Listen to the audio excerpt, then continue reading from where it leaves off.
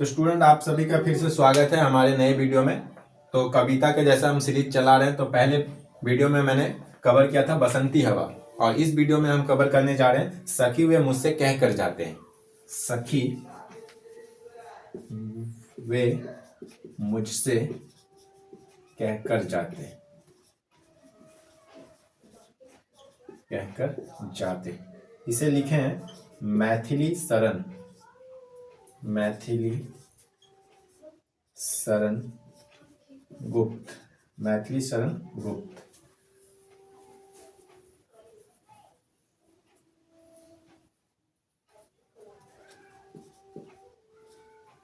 तो सखी वे मुझसे कह कर जाते, मैथिली शरण गुप्त जी ने लिखा है।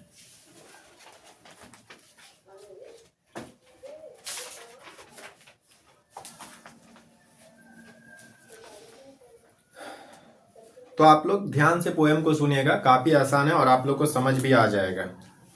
इसके बाद पहले वीडियो में बात कर लिए थे कि किस तरह के प्रश्न आते हैं। तो आप लोग तो जानते हैं किस तरह के प्रश्न आएंगे, सारांश आएंगे, व्याख्यामूलक आएंगे, शॉर्ट आएंगे, वर्ड का मीनिंग पूछ लिया जाएगा। इस तरह से आपके प्रश्न आएंगे। तो शुरू करते हैं। सखी वे मुझसे कह कर जाते।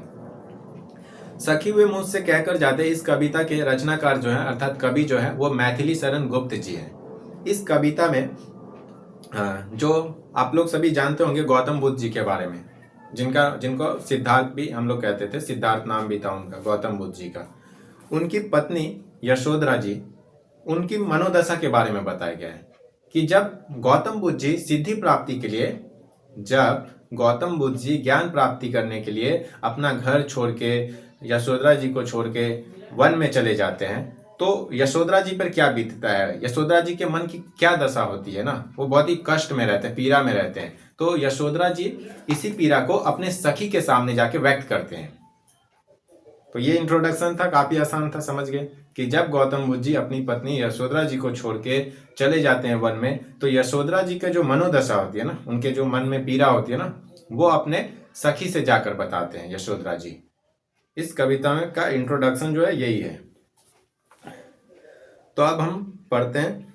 सखी वे मुझसे कहकर जाते, कह तो क्या मुझको वे अपनी पथ बाधा ही पाते। अर्थात यशोधरा जी अपनी सखी से जाके कहती हैं कि यदि उनके पति उनको बता कर जाते तो क्या वह उन्हें रोक लेती, क्या वह उनके पथ के अर्थात उनके मार्ग में बाधा बन जाती, उन्हें जाने से क्या रोक देती, ऐसा वो अपने सखी से जाके पूछते हैं। मुझको बहुत उन्होंने माना, फिर भी क्या पूरा पहचाना। वो अपने सखी से कहती है कि यशोधरा जी अपनी सखी से कह रही है कि उनके पति ने उन्हें बहुत माना है, लेकिन उन्हें लगता है कि पूरी तरह से उन्हें पहचान नहीं पाए। यशोधरा जी को लगता है कि उनके पति उन्हें पूरी तरह से पहचान नहीं पाए। मैंने मुख उसी को जाना जो वे मन में लाते, सखी वे मुझसे कह कर जाते। स्वयं सुसज्जित करके क्षण में, प्रियतम को प्राणों के पन में, हम ही भेज देती हैं रण में, छात्र धर्म के नाते। छात्र धर्म अर्थात छात्र मतलब छतरानियां, जो छतरानियां होती है ना, राजपूत छतरानियां लोग क्या होती है ना, कि वे लोग भारतीय नारियों में जो छतरानियां होती है, वे उनके पति जब युद्ध में जाते हैं तो वो खुद ही उन्हें हंसते हंसते विदा कर देती है। तो यहाँ पे बताया जा रहा है कि अगर बुद्ध जी, गौतम बुद्ध जी उन्हें बता के जाती ना, तो वो उन्हें खुद ही खुशी खुशी विदा कर देती यशोधरा माँ। इसके बाद यही सब लिखे हैं कि स्वयं सुसज्जित करके, उन्हें सजा के, उन्हें खुशी खुशी विदा कर देती। प्रियतम को प्राणों के पर्ण में, अर्थात प्राणों के पर्ण में मतलब युद्ध में, ठीक है, हम ही भेज देते हैं रण में, रण अर्थात रणभूमि में, युद्ध के मैदान में। सखी वे मुझसे कहकर जाते, हुआ ना यह भी भाग्य अभागा। और वो अपने भाग्य को अभागा मान रही है, यशोधरा जी अपने भाग्य को कोस रही है कि उन्हें लगता है कि वो अभागी है, मतलब उनका जो भाग्य है वो खराब है। किस पर विफल गर्भ अब जागा, जिसने अपनाया था त्यागा, रहे स्मरण ही आते। और अब उन्हें लगता है कि वो गौतम बुद्ध जी उनके पति उन्हें हमेशा के लिए छोड़ के चले गए हैं, और वो अब बस उनकी यादें ही उनके साथ रह जाएंगी। सखी वे मुझसे कहकर जाते, नयन उन्हें निष्ठुर कहते। और फिर कहते हैं अपने सखी से, यशोधरा जी अपने सखी से कहते हैं कि उनकी जो नयन है, नयन मतलब आंखें है, वह अब उन्हें अपने पति को निष्ठुर, निष्ठुर मतलब कठोर कह रही है। यशोधरा जी अपने नयन को, ठीक है, यशोधरा जी अपने नयन को, ठीक है, निष्ठुर कह रही है।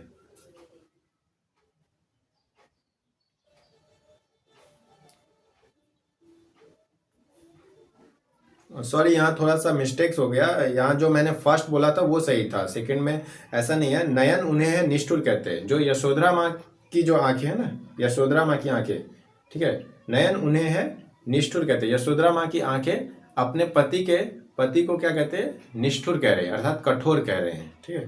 पर इनसे जो आंसू बहते सदैव हृदय व कैसे सहते।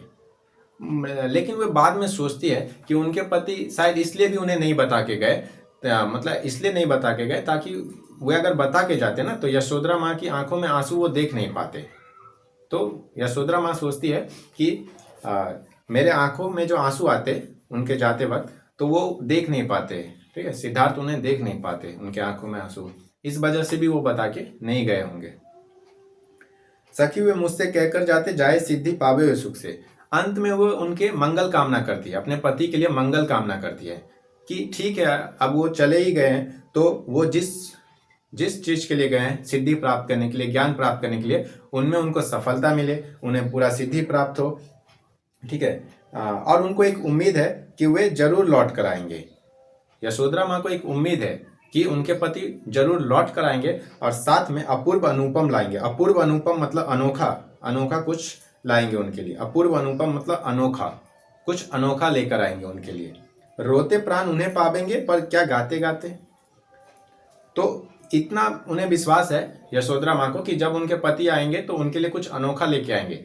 पर यशोधरा माँ सोचती है कि क्या उस वक्त जब वे आएंगे उनके पति, तो क्या उस वक्त उस अनोखे चीज को यशोधरा माँ हंसते हुए स्वीकार करेगी या रोते हुए, यह प्रश्न उनके मन में चल रहा है। सखी वे मुझसे कहकर जाते हैं। तो इस तरह से यह कविता समाप्त होती है। तो काफी आसान था कि गौतम बुद्ध जी जब अपना घर छोड़ के वनों में चले जाते हैं सिद्धि प्राप्त करने के लिए, तब बिना बताए अपनी पत्नी को, तो उनकी पत्नी यशोधरा जी का क्या हालात है, वो कितनी दुखी है, तो इसी दुख को यशोधरा जी अपने सखी के सामने व्यक्त कर रही हैं, ठीक है, बता रही हैं कि यदि ऐसा होता, इस तरह से बता रही है। तो काफी आसान था। और इससे भी आपके जो भी प्रश्न पूछे जाएंगे, अपूर्व अनुपम मतलब अनोखा एक शब्द था जिसका अर्थ, निष्ठुर मतलब कठोर, ठीक है, इस तरह से। और तो ऐसा कुछ वर्ड नहीं है जो बहुत मुश्किल है। तो आपसे किसी भी तरह के प्रश्न पूछेंगे जाएंगे आप, तो आप आसानी से उसका उत्तर लिख लेंगे। तो इस वीडियो को यहीं तक रखते हैं स्टूडेंट, फिर नेक्स्ट पोएम के लिए हम लोग नेक्स्ट वीडियो में मिलते हैं। तब तक आप लोग इसे रिवीजन करिए अच्छे से।